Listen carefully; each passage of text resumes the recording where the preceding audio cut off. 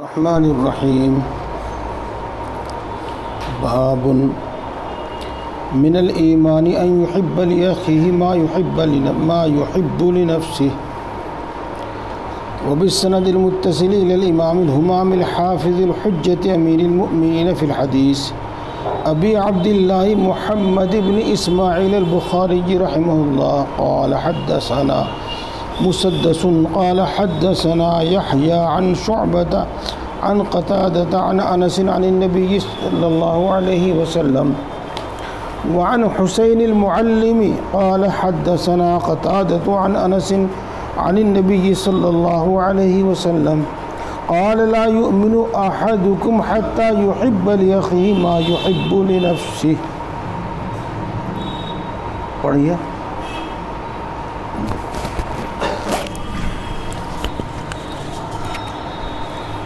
بسم الله الرحمن الرحيم.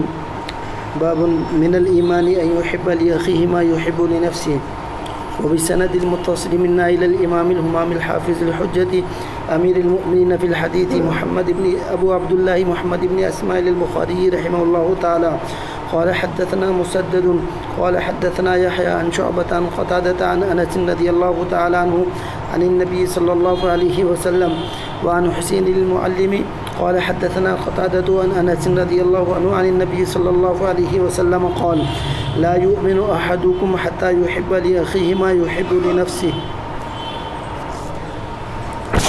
بسم الله الرحمن الرحيم.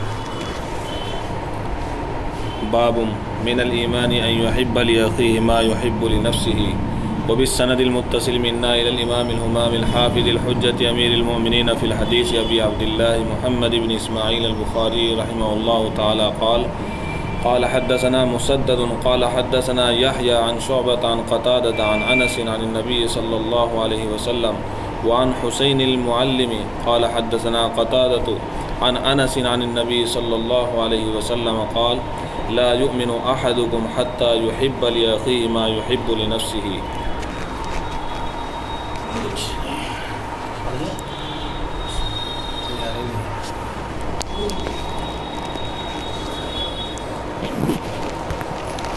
بسم اللہ الرحمن الرحیم.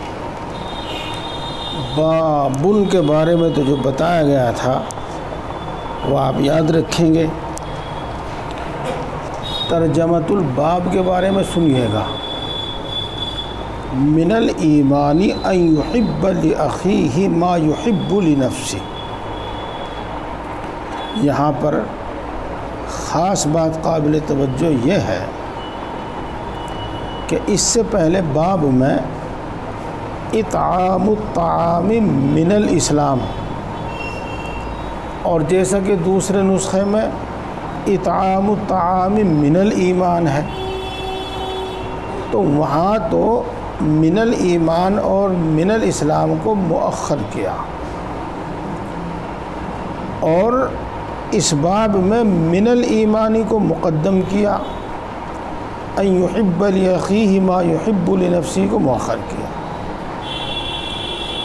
اور اس سے اگلے باب میں ہم جب دیکھتے ہیں حب الرسول صلی اللہ علیہ وسلم من الایمان، تو اس یہاں بھی من الایمان کو مؤخر کیا. آگے پھر انہوں نے لکھا ہے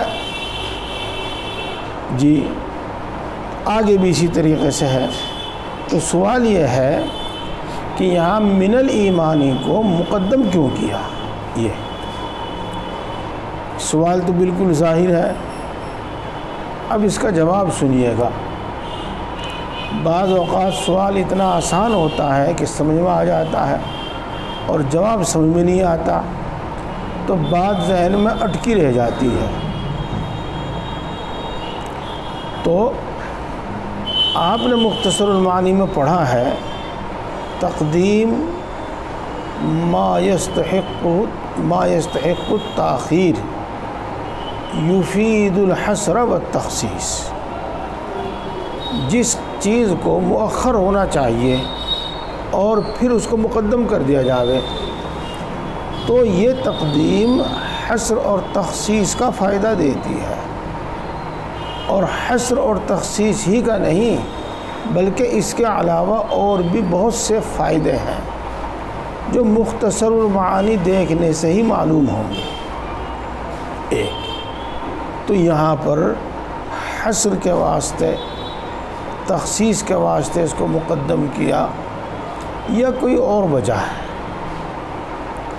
تو دیکھو، جب ہم غور کرتے ہیں اور غور کریں گے تو کوئی نہ کوئی معنی تو پیدا کر ہی لیں گے، اور نہیں بھی ہوں گے تو گھڑ لیں گے۔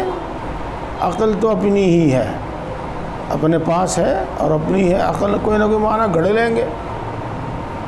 اور اگر بات یہ کہی جاوے تو یہ بھی اپنے جگہ پر درست ہے کہ یہ تنوع اور تفنن کے واسطے ہے، کہ کہیں تو من الایمانی کو مؤخر کر دیا اور کہیں من الایمانی کو مقدم کر دیا، تو یہ عبارت میں تنوع کے واسطے ہے، تفنن کے واسطے ہے۔ اس سے قاری کی طبیعت میں نشاط پیدا ہوتا ہے، اور ایک ہی اسلوب اور ایک ہی نہج پر بات پڑھتے پڑھتے، کلام پڑھتے پڑھتے اکثر طبیعت اگتا جاتی ہے۔ اسی واسطے بیشتر مصنفین اپنی کتاب کے اندر اس طرح کا تنوع پیدا کرتے ہیں، اس طرح کا تفنن پیدا کرتے ہیں۔ یہ بات بھی اپنی جگہ بالکل درست ہے، اور تخصیص کی بھی ایک وجہ ہو سکتی ہے، تخصیص کی بھی ایک وجہ ہو سکتی ہے، اس واسطے کہ یہ صفت ان یحب لاخیہ ما یحب لنفسہ، اس کی تخصیص کی بھی یہ وجہ ہو سکتی ہے کہ بڑی اعلیٰ صفت ہے یہ، اور بڑی مشکل سے پیدا ہوتی ہے انسان کے اندر۔ ہر انسان یہ چاہتا ہے کہ میں سب سے بڑھ کر رہوں، میں سب سے اعلیٰ اور افضل رہوں، سب مجھ سے کمتر ہی کمتر ہوں، بلکہ سب میرے محتاج ہوں، یہ چاہتا ہے۔ اور اپنے سے افضل ہونا، اپنے سے بڑھ کر ہونا تو وہ دیکھ ہی نہیں سکتا، وہ تو اس کو گوارا ہی نہیں ہے۔ اپنے برابر بھی دیکھنا اس کو پسند نہیں ہے، وہ اپنے برابر بھی کسی کو دیکھنا پسند نہیں کرتا۔ لہذا اگر کسی شخص کے اندر یہ چیز پیدا ہے تو یہ ایمان ہی کی وجہ سے ہو سکتی ہے۔ اللہ تبارک و تعالیٰ کی معرفت اور آخرت کی نعمتوں کی قدر اور طلب برز ایمان ہی کی وجہ سے یہ آ سکتی ہے، اور اگر ایمان نہیں ہے، ایمان کامل نہیں ہے، تو یہ صفت پیدا ہونا انسان کے اندر بڑا مشکل ہے۔ اس واسطے من الایمان کو مقدم کر کے تخصیص بیان فرمائی ہے۔ امید ہے کہ بات سمجھ میں آ گئی ہوگی۔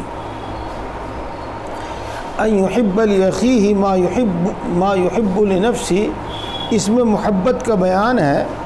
محبت کے معنی ابھی حدیث میں بیان کیے جائیں گے تو اس کے معنی بھی حل ہو جائیں گے۔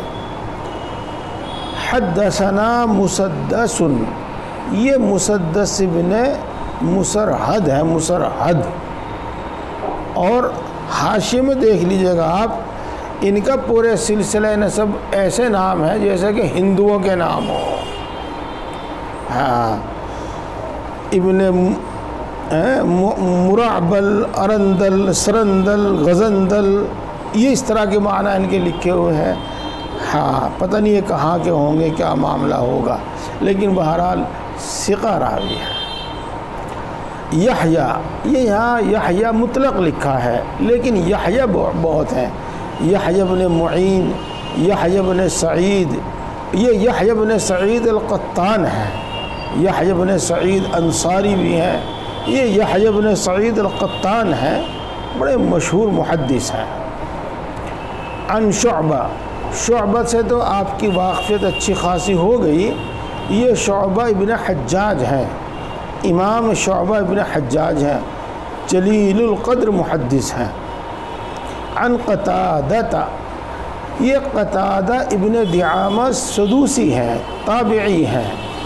ان کی خاص بات یہ ہے کہ مادرزاد نابینا پیدا ہوئے تھے، اور حافظہ اتنا غضب کا تھا، حافظہ اتنا غضب کا تھا کہ جس استاد کے پاس جاتے جہاں جاتے وہاں اتنے سوالات ان سے کرتے اور اتنی کثرت سے سوالات کرتے تو یوں کہتے سفیان ابن عیینہ کہ بھائی تو نے تو میرا 8 دن میں سارا علم پی لیا، بس اب جا کہیں اور چلا جا۔ تو حافظہ اتنا زبردست تھا کہ جو سن لیا بس یاد ہو گیا۔ تو یہ قتادہ ابن دعامہ ہے، یہ حضرت انس رضی اللہ تعالی عنہ سے روایت کرتے ہیں، اور ابو الطفیل عامر جو سب سے آخر میں وفات پائے ہیں صحابہ میں سے، ان سے بھی روایت کرتے ہیں۔ ایک عبداللہ ابن سرج، یہ سرجس، عبداللہ ابن سرجس، یہ بھی صحابی ہیں، ان سے روایت کرتے ہیں۔ تو یہ صحابہ سے روایت کرتے ہیں اور تابعین سے زیادہ روایت کرتے ہیں، ان کی زیادہ تر روایات تابعین سے ہیں، لیکن ان میں یہ نقص ہے کہ تدلیس کرتے ہیں، یعنی جو چیز انہوں نے کسی صحابی سے تابعی سے سنی ہے اس کو تابعی کا نام حذف کر کے ڈائریکٹ صحابی کی طرف نسبت کر دیتے ہیں، یہ ہے وہ تدلیس، مدلس ان کو کہتے ہیں، اس کو کہتے ہیں مدلس، اور یہ مدلس ہیں۔ اس وجہ سے ان کی حدیث لینے میں توقف ہوتا ہے، لیکن یہاں بخاری نے ان کی حدیث اس لیے لے لی ہے کہ ان سے امام شعبہ بن حجاج روایت کر رہے ہیں اور ان کی توثیق ان کے واسطے کافی ہے۔ اور ایسا بھی ہے کہ امام نسائی علیہ الرحمہ نے یہ حدیث ان سے روایت کی ہے، یعنی قتادہ سے، اور انہوں نے اس میں سمعت عن انس عن النبی صلی اللہ علیہ وسلم سمعت کی تصریح کی ہے، اور قاعدہ یہ ہے کہ جب ثقہ مدلس ہو اور وہ سماعت کی تصریح کر دے تو پھر اس کی حدیث قبول کر لی جاتی ہے۔ تو اس لیے ایک تو شعبہ کی توثیق کی وجہ سے اور ایک نسائی میں ان کی سمعت کی تصریح کی وجہ سے یہ حدیث لے لی گئی ہے۔ یہ حضرت انس ابن مالک ابن نضر رسول اللہ صلی اللہ علیہ وسلم کے خادم، جنہوں نے 10 سال رسول اللہ صلی اللہ علیہ وسلم کی خدمت کی ہے، وہی ہیں۔ اور ان کی خاص بات یہ ہے کہ ان کی والدہ نے رسول اللہ صلی اللہ علیہ وسلم سے درخواست کی تھی کہ انس کے لیے دعا کر دیجیے گا، تو اللہ کے رسول صلی اللہ علیہ وسلم نے مال میں برکت کی دعا دی، اولاد میں برکت کی دعا دی، اور عمر میں برکت کی دعا دی۔ تو مال میں برکت کا یہ اثر تھا کہ ان کا ایک باغ تھا جو سال میں 2 بار پھل دیا کرتا تھا، اور اولاد میں برکت یہ ہوا کہ 98 اولاد انہوں نے اپنے ہاتھ سے دفن کی ہیں، اپنی 98 اولاد، اور جو باقی زندہ تھی ان کی وفات کے وقت ان کا پتہ نہیں وہ کتنی ہوں گی، اور عمر بھی 100 سے متجاوز ہوئی ہے۔ خود کہتے ہیں کہ میری اتنی طویل عمر ہو گئی ہے کہ میں اپنی زندگی سے اکتا گیا ہوں، اور بصرے میں تمام صحابہ کے بعد انہی کا انتقال ہوا ہے۔ یہ ہے وہ انس بن مالک بن نضر عن حسین المعلمی، یہ حسین ابن ذکوان ہے، المعلم کے لقب سے مشہور ہے، جانے پہچانے ہیں۔ قال حدثنا قتادہ عن انس، یہاں پر آپ دیکھیں گے کہ 2 سند انہوں نے بیان کی ہیں، 2 سند بیان کی ہیں۔ اگر آپ اس کو دیکھیں غور فرمائیں تو اس کا مطلب یہ ہوگا کہ یحییٰ ابن سعید القطان بھی شعبہ سے روایت کرتے ہیں، اور شعبہ بھی قتادہ سے روایت کرتے ہیں، اور حسین المعلم بھی قتادہ سے روایت کرتے ہیں۔ تو اگر اس طرح سے ہو جاتا قال حدثنا یحییٰ عن شعبۃ وعن حسین المعلم عن قتادہ، تو بات وہی ہوتی، لیکن امام بخاری علیہ الرحمہ نے اس کو الگ سے ذکر کیا۔ تو چلیے دیکھتے ہیں اس میں کوئی فرق ہے کہ نہیں ہے۔ اس میں فرق یہ ہے کہ عن قتادہ عن انس عن النبی صلی اللہ علیہ وسلم، اس طرح پر ہے، عن شعبۃ عن قتادہ عن انس، یعنی سب عن کے سلسلے سے روایت کی گئی ہے، اور جو حسین المعلم سے روایت کی گئی ہے اس میں کہ قال حدثنا قتادہ عن انس۔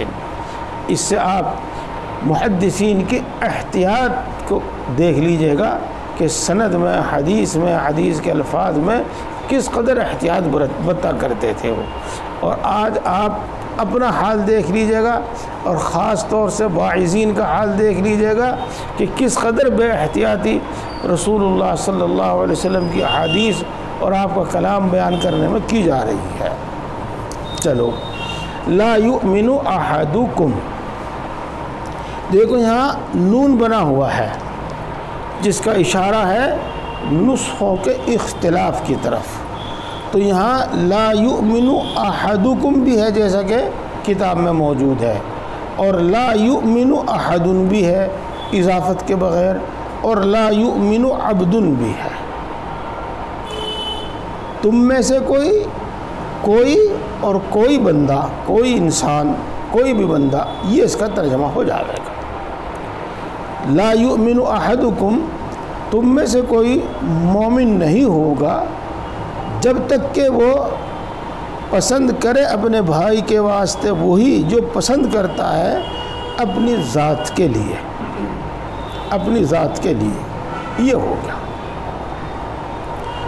دیکھو، اور تو اس میں کوئی بات ایسی قابل بیان نہیں ہے، سب بات تقریباً واضح ہے.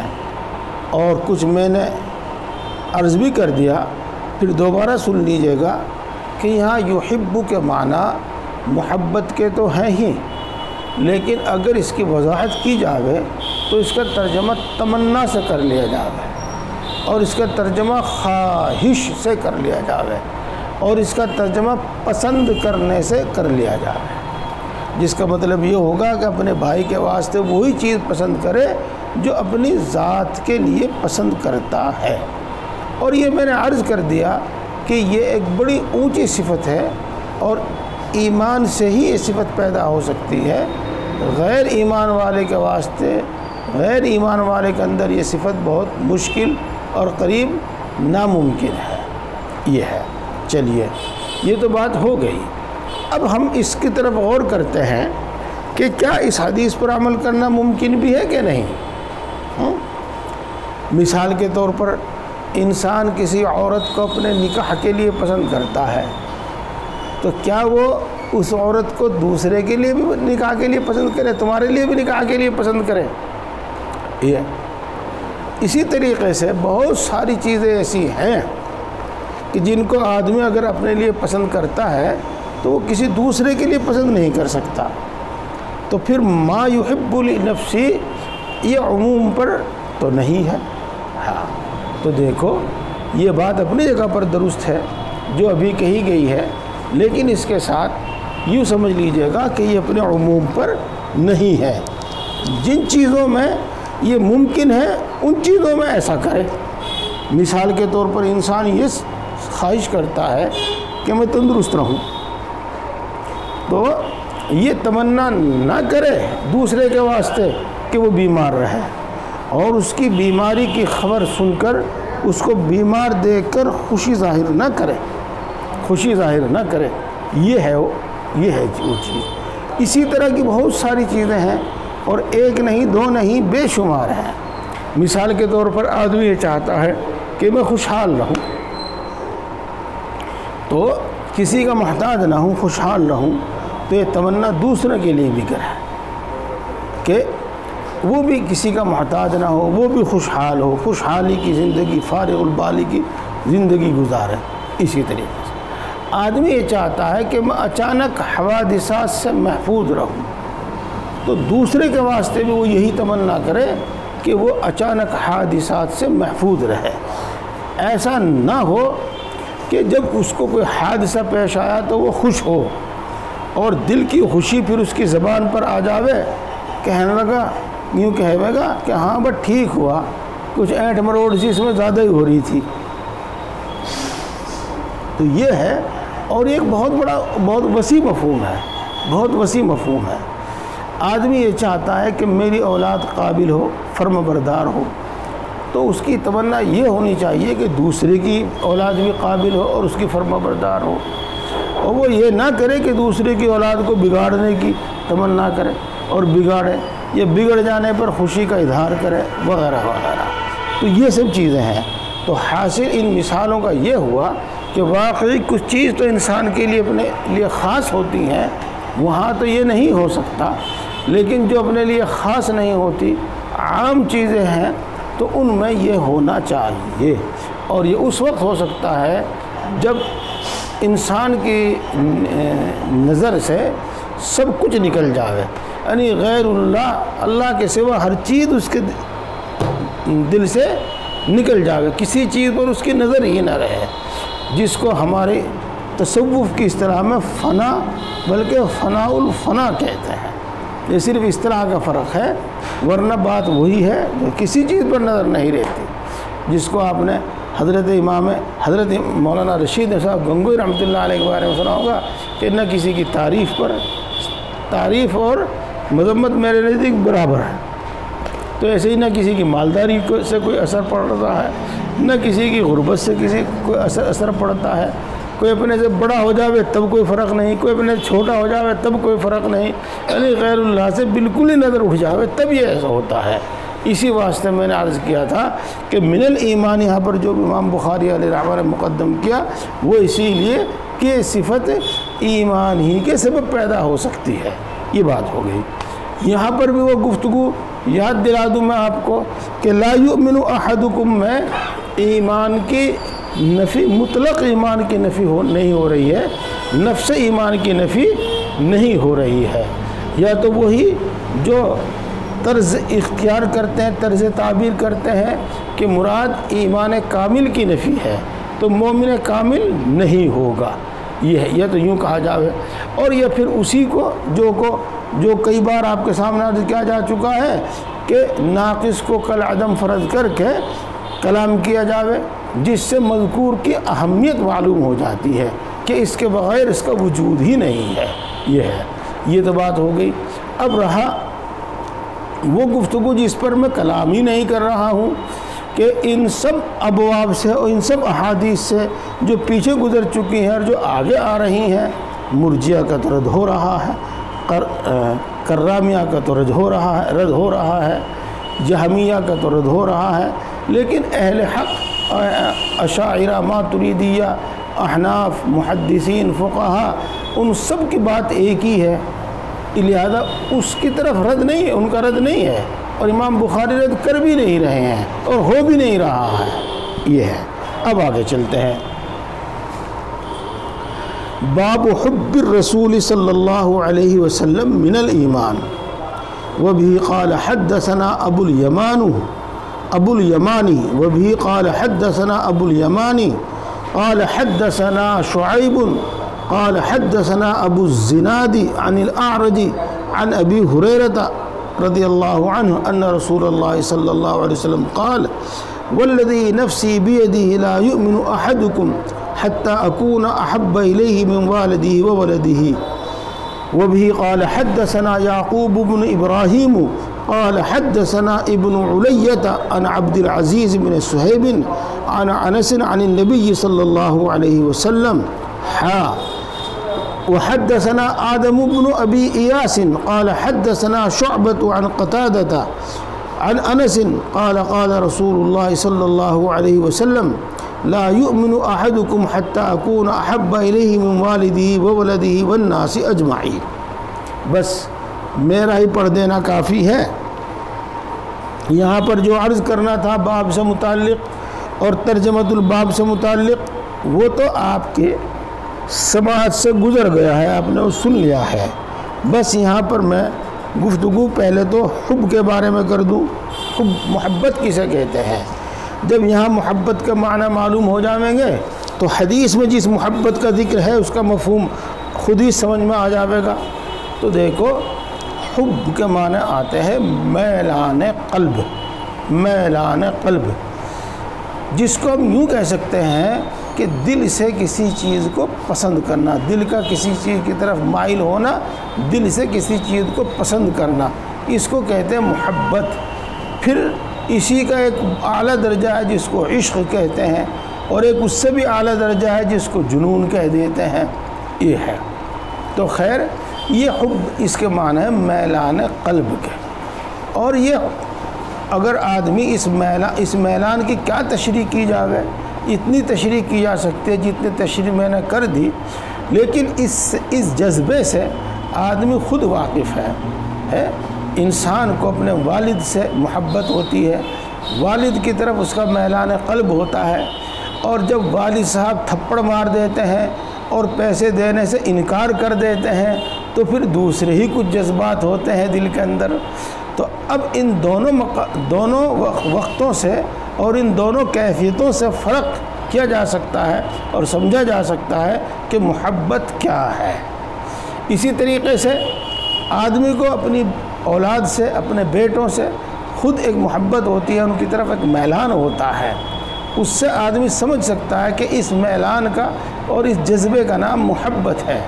پھر جب یہ اولاد نافرمانی کرنے لگتی ہے، آوارہ ہو جاتی ہے، تو اس کا الٹا جذبہ انسان کے اندر پیدا ہوتا ہے۔ تو ان دونوں وقتوں سے میں وہ فرق کر سکتا ہے کہ کس وقت میں میلان ہے اور کس درجے کا میلان ہے، اور وہ میلان محبت ہے۔ اور جس درجے میں جب انقباض ہے تو وہ محبت چاہے دل کی گہرائی میں ہو، لیکن بہرحال اس وقت وہ میلان نہیں ہے تو وہ محبت نہیں ہے اس وقت۔ یہ ہے وہ میلان قلب، یہ بات ہو گئی۔ اچھا، اب یہ محسوسات میں تو آدمی کو تقریباً اس کا احساس ہوتا ہے، اس جذبے کا احساس ہوتا ہے، اور ہوتی ہے ہر آدمی کو کسی نہ کسی چیز سے محبت۔ کسی کو اپنے پالتو جانور سے محبت ہوتی ہے، کسی کو اپنے گھر گاؤں بستی سے محبت ہوتی ہے، کسی کو کسی انسان سے محبت ہوتی ہے، یا کسی کو کسی کھانے پینے کی چیز سے محبت ہوتی ہے، یعنی محسوسات میں تو محبت ہوتی ہی ہے۔ اب آ جاتا ہے حب رسول کا مطلب حب رسول، تو بعض اوقات یہ طبعی ہوتی ہے، اور اسی طریقے سے طبعی ہوتی ہے جیسے کہ طبعی محبت ہوتی ہے اپنے والد سے، اور طبعی محبت ہوتی ہے اپنی اولاد سے، اور جس کا اثر یہ دکھائی دیتا ہے کہ رسول اللہ صلی اللہ علیہ وسلم کا جب ذکر ہوتا ہے اور آپ کے جب اوصاف و کمال بیان کیے جاتے ہیں تو عموماً رقت طاری ہو جاتی ہے اور آنکھیں آنسو بہانے لگتی ہیں۔ اور جب ذکر سنتا ہے کہ لوگ عمرے میں جا رہے ہیں، مدینہ جا رہے ہیں، تو اس کی طبیعت کے اندر اثر آتا ہے، متاثر ہوتی ہے، اور اس کی آنکھیں آنسو بہاتی ہیں، اور یہ کہتا ہے یہ میں چپ کے روتا ہوں جب لوگ مدینے جاتے ہیں۔ تو یہ میلان طبعی بھی ہوتا ہے، محبت طبعی بھی ہوتی ہے، اور جس طریقے سے محبت طبعی ہوتی ہے رسول اللہ صلی اللہ علیہ وسلم سے، اسی طریقے سے محبت طبعی ہوتی ہے اللہ تبارک و تعالیٰ سے بھی۔ چنانچہ اللہ تبارک و تعالیٰ کے ذکر کے وقت لذت محسوس کرنا، سکون محسوس کرنا، اور اللہ تبارک و تعالیٰ کو کثرت سے یاد کرنا، یہ اسی طبعی محبت کا اثر ہے۔ یہ ہے تو یہ تو طبعی محبت ہوتی ہے، اور بعض اوقات اس طرح کی طبعی محبت نہیں ہوتی، لیکن ایمان کے واسطے محبت کا ہونا ضروری ہے، جیسا کہ ابھی آپ پڑھیں گے، تو اس وقت وہ عقلی محبت ہوتی ہے، عقلی محبت۔ اور عقلی محبت کسے کہیں گے؟ تو دیکھو یوں سمجھ لو آپ کہ میں نے علماء کرام سے اس کی مختلف تعبیرات سنی ہیں، لیکن میں ان میں سے اپنے طور پر اس کی ایک آسان تعبیر کر رہا ہوں، جو مجھے تو الحمدللہ سمجھ میں آ گئی، آپ کو بھی امید ہے سمجھ میں آ جاوے گی، خدا کرے یہ تعبیر درست ہو۔ یہ تو محبت کا ایک تقاضا ہوتا ہے ترجیح۔ اگر مجھے اپنی اولاد سے محبت ہے تو میں اولاد کو اپنے اوپر ترجیح دیتا ہوں، کسی سے بھی مجھے محبت ہے تو میں اس کو اپنے اوپر ترجیح دیتا ہوں، ترجیح۔ اسی طریقے سے محبت کا ایک اثر ہے اس کی بات نہ ٹالنا، اس کی بات مان لینا، یہ ہے۔ احب شیئا ویحب وتحب شیئا فما اہوا ترکت لما تہواہا۔ میں کچھ چاہتا ہوں، وہ کچھ چاہتی ہے، میں نے اپنی محبوب شے کو اس کی محبوب شے کے سامنے چھوڑ دی. تو یہ ترجیح اور بات کا ماننا. فإن المحب لمن يحب يطيع یہ ہے. تو محبت کے آثار میں سے ایک اثر ہے اپنے محبوب کو ترجیح دینا، اور محبت کے آثار میں سے جب کہ عظمت کے ساتھ ہو ایک اثر ہے اس کا طاعت کرنا، کہنا ماننا، اس کی بات نہ ٹالنا. تو دیکھو عقلی محبت کا یہ مطلب ہوگا کہ رسول اللہ صلی اللہ علیہ وسلم کو اور آپ کے فرامین کو اپنے اوپر ترجیح دے، اپنی ذات کے اوپر ترجیح دے، اپنی بات کے اوپر ترجیح دے، اپنی خواہش کے اوپر ترجیح دے اور دوسرے کی بات پر ترجیح دے. تو یہ عقلی محبت ہو جائے گی، عقلی محبت.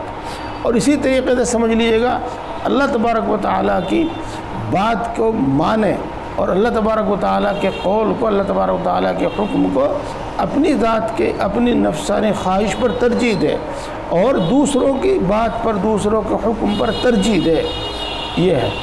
اور اللہ کی مانے اور اس کے علاوہ کی نہ مانے.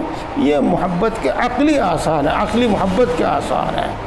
اور جب عقلی محبت ہوتی ہے تو رفتہ رفتہ طبعی محبت بھی ہو جاتی ہے. اور باقی بات میں انشاءاللہ العزیز حدیث پر کروں گا، حدیث پر آگے کروں گا. یہاں تو مجھے آپ کو محبت کے معنی سمجھانے تھے اور محبت کی دو قسمیں بتلانی تھی، ایک عقلی اور ایک طبعی. اور یہ عرض کرنا تھا، دونوں میں فرق بتانا تھا، اور یہ عرض کرنا تھا کہ محبت عقلی اگر ہے تو رفتہ رفتہ محبت طبعی بھی پیدا ہو جاتی ہے. یہ ہے الرسول. دیکھو یہ بات آپ کو سمجھانے کی ضرورت تو ہے نہیں، سمجھانے کی ضرورت تو ہے نہیں، لیکن دلیل کے طور پر آپ کے سامنے بات عرض کر دی جاوے کہ بات بالدلیل آپ کو سمجھ میں آ جاوے، اور اس سے ایک مسئلہ اور بھی سمجھ میں آ جاوے گا. تو الرسول پر الف لام جنسی ہونے کا تو کوئی مطلب نہیں ہے. یہاں پر الف لام یہاں تو استغراقی ہوتا ہے، اور اس کا مطلب یہ ہوگا کہ تمام رسول، ہر رسول. یہاں پر ایسا نہیں ہے. اور اس سے مراد عہد خارجی ہے، الف لام عہد خارجی ہے، اور اس سے مراد خارج میں متعین رسول ہے جن کو ہم محمد ابن عبداللہ صلی اللہ علیہ وسلم کہتے ہیں. تو الف لام عہد خارجی ہے اور اس سے اس کا فرد خارج میں متعین ہے. اور اس طرح متعین ہے کہ اس کے نام سے یہ کسی وصف سے اور دوسرے وصف سے اس کی تعیین کی ضرورت نہیں ہے. حب رسول صلی اللہ علیہ وسلم من الایمان. دیکھو اس سے پہلے بھی 2 مرتبہ آ چکا ہے ایمان، وہاں میں نے عرض نہیں کیا، یہاں میں عرض کر رہا ہوں کہ اگر آپ اس کو من تبعیضیہ کہیں اور من تبعیضیہ کہہ کر پھر یوں کہیں کہ حب الرسول ایمان کا جز ہے، تو وہی بات پہنچ جاوے گی جہاں سے ہم بچنا چاہتے ہیں، یعنی پھر اختلاف تک بات پہنچ جاوے گی. لیکن من تبعیضیہ کے لیے ہونا، من کا تبعیضیہ ہونا کوئی ضروری نہیں ہے. تو یوں بھی کہہ سکتے ہیں من صفات الایمان، اور یوں بھی کہہ سکتے ہیں من آثار الایمان، من ثمرات الایمان. یہ تو صحیح بات یہ ہے کہ حب ایک صفت ہے اور یہ ایمانی صفت ہے، ایمانی صفت ہے. ایمان کے اندر جب ایمان ہوتا ہے انسان کے اندر تو کسی نہ کسی درجے میں یہ محبت ہوتی ہی ہے. یہ ایمان کا اثر ہے، ایمان کا اثر ہے، ایمان کی صفت ہے، ایمان کا ثمرہ ہے. لہذا من الایمان میں من تبعیضیہ نہ لے لیجئے اور اس کو جز نہ بیان کیجئے، بلکہ یہ من صفات الایمان، من صفات الایمان، من اثرات الایمان. اور رسول اللہ صلی اللہ علیہ وسلم کی محبت نہ ہونے سے ایمان کے نہ ہونے پر دلیل پکڑی جا سکتی ہے، دلیل پکڑی جا سکتی ہے کہ جہاں پر اثر نہیں ہوتا تو وہاں مؤثر نہیں ہوتا. یہ مثال کے طور پر کوئی شخص رسول اللہ صلی اللہ علیہ وسلم کی شان میں گستاخی کرے، آپ کو گالی دے، تو یہ اس بات کی علامت ہے کہ اس شخص کے اندر ایمان نہیں ہے. یہ اس بات کی علامت ہے کہ اس شخص کے اندر ایمان نہیں ہے. یہ اور اس گستاخ رسول اور شاتم رسول کی جو سزا ہے وہ آپ کو معلوم ہے. یہاں پر ایک مسئلہ اور سماعت فرما لیجئے گا آپ، وہ میں بار بار بیان کرنا چاہا لیکن کبھی ذہن سے نکل گیا، کبھی موقع محل کا منتظر رہا۔ آپ یہ سنتے چلے آئے ہیں کہ خوارج جو یوں کہتے ہیں کہ مرتکب کبیرہ کافر ہے، مخلد فی النار ہے، اور ہم یوں کہتے ہیں کہ مرتکب کبیرہ کافر نہیں ہے، مخلد فی النار نہیں ہے۔ تو یوں سمجھ لیجیے گا کہ بعض اعمال ایسے ہیں جو کبیرہ ہونے کے ساتھ ساتھ کفر کی علامت ہے، کفر کی علامت ہے، اور وہ اس بات پر دلالت کرتے ہیں کہ اس شخص کے اندر تصدیق نہیں ہے، جس کو ایمان کہتے ہیں نا، ایمان اور تصدیق نہیں ہے۔ اور اس کی مثالیں لکھی ہیں فقہاء نے۔ مثال کے طور پر کوئی شخص قرآن پاک کو گندگی میں ڈالے، پاخانے میں ڈالے، نالے میں ڈالے، تو یہ اس بات کی علامت ہے کہ اس کے اندر تصدیق نہیں ہے۔ تو یہ عمل اس کا صرف کبیرہ گناہ ہی نہیں ہوگا بلکہ یہ عمل اس کا کفر ہوگا، کفر، اور اس عمل سے اس کے کافر ہونے پر دلیل پکڑی جائے گی۔ اور اسی طریقے سے رسول اللہ صلی اللہ علیہ وسلم کی شان میں گستاخی کرنا، آپ کو گالی دینا وغیرہ، تو یہ اس بات کی علامت ہے کہ اس کے دل میں تصدیق نہیں ہے، اس واسطے اس کو کافر گردانا جائے گا۔ یہ ہوگی بات میں نے جو عرض کی وہ تفصیل سے یاد رہے۔ ایک ہے طبعی محبت اور ایک ہے عقلی محبت۔ طبعی محبت اگر نہیں ہے تو عقلی محبت تو ہوتی ہی ہے۔ یہ ہے حدثنا ابو الیمانی، یہ ابو الیمان حکم ابن نافع ہیں، مشہور، ہمارے لیے یہ اس لیے زیادہ یاد ہے کہ یہ روایت کرتے ہیں ابو سفیان اور ہرقل کی حدیث کو، تو یہ اس نسبت سے ہمیں یاد ہیں۔ ابو الیمان حکم ابن نافع قال حدثنا شعیب، یہ شعیب ابن ابی حمزہ حمصی ہیں، شعیب ابن ابی حمزہ حمصی ہیں۔ قال حدثنا ابو الزناد، یہ زا کے کسرے کے ساتھ ہے، ابو الزناد، ان کی اصل کنیت تو ہے ابو عبد الرحمن، لیکن یہ ابو الزناد کی نسبت کنیت سے معروف ہے، حالانکہ ان کو ابو الزناد کنیت ناپسند تھی، اس کو وہ ناپسند کرتے تھے اور ابو الزناد سے خطاب کرنے والے پر ناراض و غصہ ہوا کرتے تھے، لیکن مشہور یہی ہے، ابو عبد الرحمن مشہور نہیں ہے، اور یہ عبداللہ ابن زکوان ہے، عبداللہ ابن زکوان، عبداللہ ابن زکوان ہے۔ عن الاعرجی، دیکھو اعرج کے معنی یوں تو لنگڑے کے ہیں، لیکن کسی کو اعرج کہنا درست ہے جب کہ وہ اس سے برا نہ مانتا ہو اور اسی کو اس کی لقب کے طور پر، نام کے طور پر اس کو بولا جاتا ہو اور اس کی صفت کی طرف اشارہ نہ کرتے ہوں۔ یہ ابو داود عبد الرحمن بن ہرمز تابعی مدنی ہے۔ عن ابی ابو ہریرہ رضی اللہ تعالیٰ عنہ کا تعارف آ چکا ہے، جی تو یہ چاہتا ہے کہ ہمیشہ ہو، ہمیشہ آوے اور وہ ہم سب کو پکا یاد ہو جاوے۔ ان رسول اللہ صلی اللہ علیہ وسلم قال والذی نفسی بیدی، دیکھو یہ واو جو ہے قسمیہ ہے اور الذی یہ اس میں موصول ہے، یہ ہمیشہ صفت ہوا کرتا ہے، صفت اپنے ما قبل کی صفت ہوا کرتا ہے، اور جب یہاں پر موصوف مذکور نہ ہو تو موصوف محذوف مان لیا جاتا ہے، لہذا آپ اس کی تقدیر اس طرح کی سمجھیے، واللہ الذی نفسی بیدی، نفس کے معنی تو آپ جان اور روح کے سامنے سمجھتے ہی ہیں، اور ید کے معنی بھی آپ کو معلوم ہے۔ ید کے دو معنی بتائے گئے تھے آپ کے سامنے، ایک تو ید کے معنی بتائے تھے قدرت، طاقت، اور ایک ید کے معنی بتائے تھے کہ یہ اللہ تبارک و تعالیٰ کی ایک صفت ہے جس کی تفصیل سے ہم ناواقف ہیں، لیکن ہم اس پر ایمان لاتے ہیں، بس اسی کا ترجمہ اسی طرح کر دیا جاتا ہے، وہ ذات جس کے قبضے قدرت میں میری جان ہے، لا یؤمن احدکم حتی اکون احب الیہ من والدہ و ولدہ، نہیں ایمان لائے گا تم میں سے کوئی حتیٰ کہ ہو جاؤں میں اس کے نزدیک زیادہ پیارا اس کے والد سے اور اس کی اولاد سے۔ دیکھو محبت کے متعلق تو تفصیل آپ کے سامنے آ گئی ہے، اور یہاں پر صرف دو کا ذکر ہے، ایک ولد اور ایک والد کا۔ نہ تو اپنی جان سے زیادہ محبت ہونے کا اس میں ذکر ہے، اور نہ والد و ولد کے علاوہ کسی اور کا ذکر ہے۔ تو ہم یہاں پر اگلی حدیث بھی پڑھ لیتے ہیں تاکہ مطلب بیان کرنے میں آسانی ہو اور دونوں کا اجتماعی مطلب بیان کر دیا جائے۔ حدثنا یعقوب بن ابراہیم، یہ ابو یوسف یعقوب ابن ابراہیم ہیں۔ قال حدثنا ابن علیہ، یہ ابن علیہ اسماعیل ابن ابراہیم ہے، اور علیہ یہ ان کی والدہ محترمہ کا نام اس میں گرامی ہے، اور اسی کنیت سے یہ مشہور ہے، نام سے اسماعیل ابن ابراہیم سے یہ مشہور نہیں ہے۔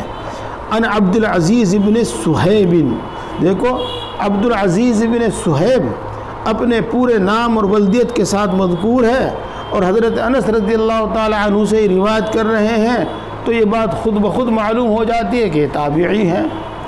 تو حضرت انس ابن مالک ابن نضر جن کا بھی ذکر آیا تھا تذکرہ، یہ وہی ہے۔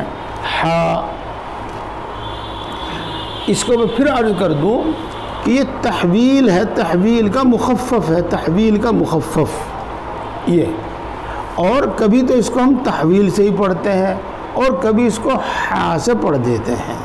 چنانچہ یہاں پر ایک دوسری سند ذکر کرتے ہیں، وحدثنا آدم بن ابی ایاس، یہ ابو الحسن آدم ابن ابی ایاس ہیں، اپنی کنیت اور نام و ولدیت کے ساتھ یہ یہاں پر مذکور ہو گئے۔ قال حدثنا شعبہ کا ذکر ابھی پہلے بھی آ گیا ہے، یہ امام شعبہ بن حجاج ہیں، اور قتادہ ابن دعامہ سدوسی، ان کا بھی تذکرہ آپ نے سنا، وہی ہیں یہ، اور انس رضی اللہ تعالیٰ عنہ کا بھی تذکرہ آپ نے سنا۔ انہوں نے کہا کہ رسول اللہ صلی اللہ علیہ وسلم نے ارشاد فرمایا۔ تو دیکھو یہ دو مستقل سند ہیں، اتنی بات عرض کر دیتا ہوں میں، اس کو آپ متابع بھی کہہ سکتے ہیں، متابع۔ یعقوب ابن ابراہیم سے بھی امام بخاری نے حدیث پاک سنی ہے، اور آدم ابن ایاس سے بھی یہ حدیث پاک سنی ہے، اور یعقوب ابن ابراہیم کے بعد اس میں ابن علیہ، ہاں تو دونوں سند مختلف ہیں، بالکل الگ ہیں، یہ سند ہے۔ لا یؤمن احدکم حتی اکون احب الیہ من والدہ و ولدہ والناس اجمعین، یہ یہاں والناس اجمعین بھی آ گیا۔ اور بس اس میں کوئی تفصیل نہیں، میں محبت کا تذکرہ، محبت کی تفصیل حب الرسول میں بیان کر دی تھی۔ یہاں ایک بات بس سمجھنے کی رہ گئی ہے کہ اس میں حضرت عمر رضی اللہ تعالیٰ عنہ ایک وقت میں موجود تھے جب رسول اللہ صلی اللہ علیہ وسلم نے یہ حدیث بیان فرمائی، تو حضرت عمر بن خطاب رضی اللہ تعالیٰ عنہ نے عرض کیا کہ یہ حدیث پاک سن کر حضرت عمر رضی اللہ تعالیٰ عنہ گردن جھکا کر بیٹھ گئے اور کچھ سوچنے لگے۔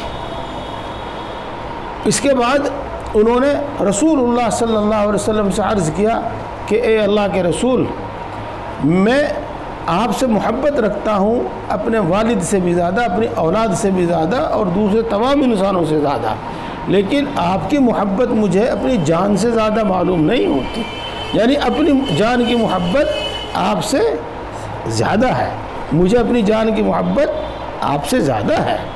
تو رسول اللہ صلی اللہ علیہ وسلم نے پھر اسی حدیث پاک کو لوٹ آیا، تو اس کے بعد حضرت عمر رضی اللہ تعالیٰ عنہ پھر گردن جھکا کر کچھ سوچنے لگے، کچھ سوچنے کے بعد پھر عرض کیا کہ آپ کی محبت مجھے اپنی جان سے بھی زیادہ ہے۔ تو حضرت رسول اللہ صلی اللہ علیہ وسلم فرمایا الآن یا عمر، اے عمر تو اب مومن ہوا، یعنی کمال ایمان تجھے اب حاصل ہوا۔ تو یہ ہے، بس بات پوری سی ہے، اس میں اور کسی تفصیل کی میں ضرورت نہیں سمجھتا۔ البتہ حضرت عبد الرحمن ابن ابی بکر رضی اللہ تعالی عنہ، حضرت ابو بکر رضی اللہ تعالی عنہ کے صاحبزادے، یہ جنگ بدر میں کفار کے ساتھ تھے، اور جنگ بدر کے بعد کسی موقع پر یہ اسلام لائے۔ جب یہ اسلام لے آئے تو ایک دن اپنے والد محترم حضرت ابو بکر رضی اللہ تعالی عنہ سے کہا کہ ابا جان، بدر میں آپ کئی مرتبہ میری تلوار کی زد میں آئے، لیکن میں نے آپ کا احترام کرتے ہوئے اور آپ کو اپنا والد سمجھتے ہوئے اپنی تلوار روک لی اور میں نے آپ کو قتل نہیں کیا۔ تو حضرت ابو بکر رضی اللہ تعالیٰ عنہ ارشاد فرمایا، اللہ کی قسم اگر تو میری تلوار کی زد میں آتا تو میں ہرگز نہ روکتا اپنی تلوار، ہر چیز سے زیادہ محبت۔ بات تو پوری ہو ہی گئی، اور یہ بھی آ گیا کہ طبعی محبت، عقلی محبت، بس ایک بات چلو رہ گئی ہے، اور وہ درس سے بھی متعلق خیر ہونی چاہیے، ہاں ہونی چاہیے۔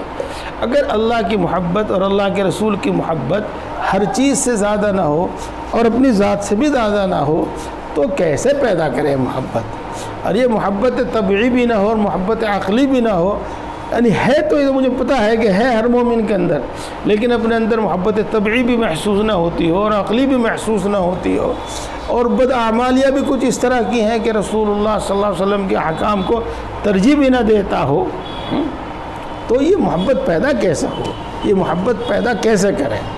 تو دیکھو، انسان کی طبیعت و فطرت ہے کہ یہ کمال سے خود بخود محبت کرتا ہے اور جمال سے خود بخود محبت کرتا ہے، اور اسی طریقے سے عطا و بخشش سے جو اس پر احسان کرے اس سے خود بخود محبت کرتا ہے۔ تو ایسے شخص کو چاہیے کہ وہ رسول اللہ صلی اللہ علیہ وسلم کی سوانح پڑھے، آپ کی سیرت پاک پڑھے، کہ اس سے رسول اللہ صلی اللہ علیہ وسلم کے کمالات اس پر ظاہر ہوں گے، اس کو معلوم ہوں گے، اور امت پر احسانات اس کو معلوم ہوں گے۔ تو ان احسانات اور کمالات کی وجہ سے خود بخود رسول اللہ صلی اللہ علیہ وسلم کی محبت اس کے اندر پیدا ہوگی۔ اسی واسطے میں آپ حضرات سے بھی عرض کروں کہ مسجدوں میں صرف فضائل اعمال نہ رٹوایا